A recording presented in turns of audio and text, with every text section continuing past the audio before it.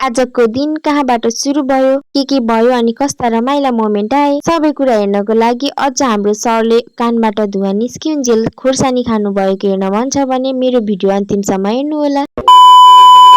Hello everyone, welcome back to my day 9 mini vlog. I hope हजुरहरू सबैजना सन्चै हुनुहुन्छ होला अनि म पनि सन्चै छु।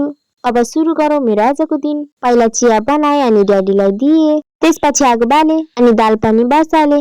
त्यतिकैमा खाना पनि पाकिसकेको थियो अनि मैले खाना खाएँ अनि बाहिर लगिदिनको लागि रेडी गरेँ। खाना खाइसके त्यसपछि हातमुख धोएर रेडी भएँ। यतिकैमा माइजी र म चाहिँ गयौँ बाहिर बहिनीको लागि खाना पुर्याइदिन।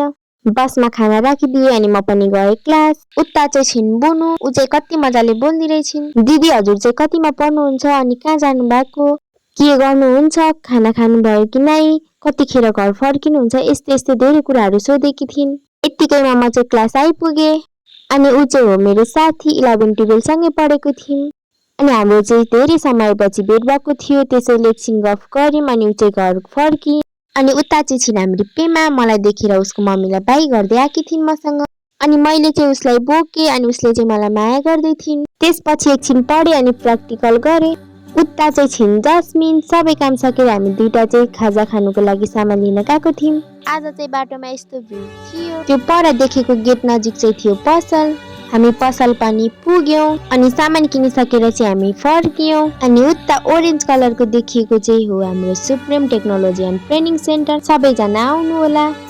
हामी क्लासमा पनि पुग्यौँ अनि म चाहिँ लागेँ चटपटे बनाउन अनि उता चाहिँ हुनुहुन्छ हाम्रो सर, मोबाइल चार्जमा लगाइराख्नु भएको थियो अनि यता चाहिँ मैले चटपटे पनि बनाइसकेँ अनि हामी सबैजना मिलेर खायौँ। कतिजना चाहिँ वेटिङमा हुनुहुन्छ होला कि हाम्रो सरले कतिखेर कानबाट धुवा निस्किउन्जेल पिरो अकबरे खुर्सानी खानुहुन्छ भनेर।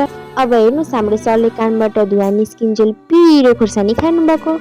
यस्तो पिरो अकबरे खुर्सानी खाएर पनि हाम्रो सरको फेसमा चाहिँ स्माइल आइरहेको छ। यतिकैमा हामी सबैजनाले चटपटे पनि खाइसक्यौँ अनि हामी सबैजना चाहिँ घरतिर फर्कियौँ। यतिकैमा हामी 5 जना चाहिँ 3 जना एउटा बाटो अनि 2 जना अर्को बाटो हिँड्ने बेला आइसकेको थियो। उनीहरूले चाहिँ मलाई बाई गर्दै थिए। यतिकैमा म चाहिँ घर पनि आइपुगेँ, कपडा चेन्ज गरेँ अनि म गएँ माइजीसँग बारीमा घाँस काट्नु। यतिकैमा हामी चाहिँ घाँस काट्नु थाल्यौँ। हामीले घाँस पनि काटिसक्यौँ अनि हामी घर फर्कियौँ। Thanks for watching. Bye bye साथीहरू, आजलाई यति नै, भेटौँला अर्को मिनी भ्लगमा।